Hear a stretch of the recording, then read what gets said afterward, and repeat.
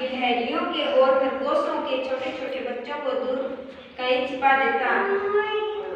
गिद्ध के ऐसे काम छोटे प्राणियों को मानसिक रूप से हमेशा दुखी करता। उनका दुख दृष्ट गिद्ध के लिए आनंद उठाने का कारण बनता था। उसी जंगल में खरगोश की एक जोड़ी रहती थी। कुछ दिनों के बाद उनके सुंदर बच्चे हुए। खरगोशों को दृष्ट गिद्ध के बारे में पता है, इसलिए वे गिद्ध से अपने बच्चों को बचाने के लिए भयंकर प्रयास करते रहे। लेकिन एक दिन गिद्ध ने खरगोश के बच्चों को देख ही लिया। उन्हें चुरा कर उसने एक गुफा में छुपा कर रखा।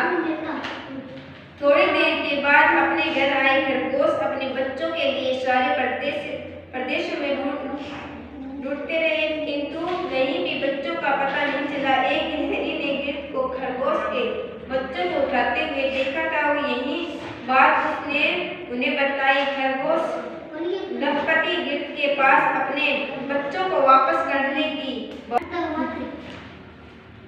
एक गिलहरी ने गिद्ध को खरगोश के बच्चों को उठाते हुए देखा था।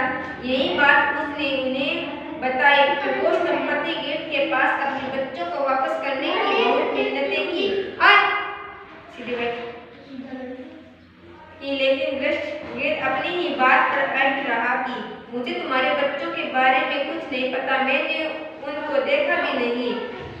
गिद्ध की इस दृष्टता पर खरगोशों को बहुत गुस्सा आया। उन्होंने सोचा कि गिद्ध को ऐसा सबक सिखाएंगे जिन्हें उस जिंदगी भर नहीं भूल सकेगा। खरगोशों ने सूखे पत्तों को इकट्ठा किया, उनका ढेर ठीक उसी पेड़ के नीचे रखी जिस पर गिद्ध का घोंसला था। उसमें उसके बच्चे थे। उस ढेर में आग लगाई। कुछ ही मिनटों में आग की लपटें ऊपर उठी और गिद्ध के बच्चों तक गर्मी पहुंची।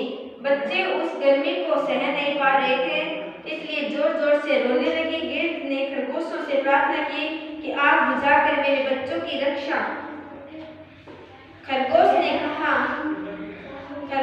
कहा अब तुम्हें समझ में आया कि अपने बच्चों को खतरे में देखकर माता पिता कैसे दुखी होते हैं। हमारे बच्चों को चुरा कर तुमने हमें बहुत दुख पहुंचाया था। अगर तुम हमारे बच्चों का पता बताओगे तो हम आपको बुझाएंगे, वरना तुम्हें बच्चे भी मर जाएंगे। गिद्ध ने बताया कि उसने खरगोश के बच्चों को किस गुप्त स्थान में छुपाया है। खरगोशों ने आग बुझाई, अपने बच्चों को उस गुप्त स्थान से लाकर उसके बाद से गिद्ध ने कभी भी दूसरों को नहीं बताया।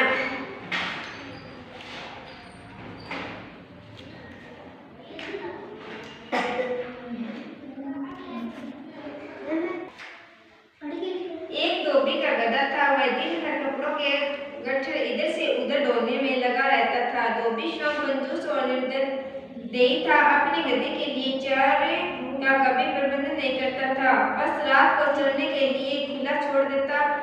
निकट में कोई चरागाह भी नहीं था। शरीर से गधा दुर्बल हो गया था। एक रात उस गधे की मुलाकात एक गिद्दड़ से हुई। गिद्दड़ ने उससे पूछा, कहिए महाशय, आप इतने कमजोर क्यों हैं? गधे ने दुखी स्वर में बताया कि कैसे उसे दिन भर काम करना पड़ता है, खाने को कुछ नहीं दिया जाता, रात को अंधेरे में इधर उधर मुँह मारना पड़ता है।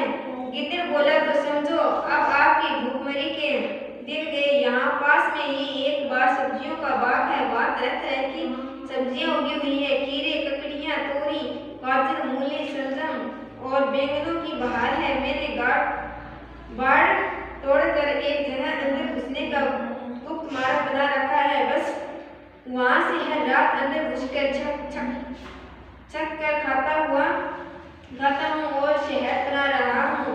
तुम भी मेरे साथ आया करो। लाल काटा गधा गिद्दड़ के साथ हो गया।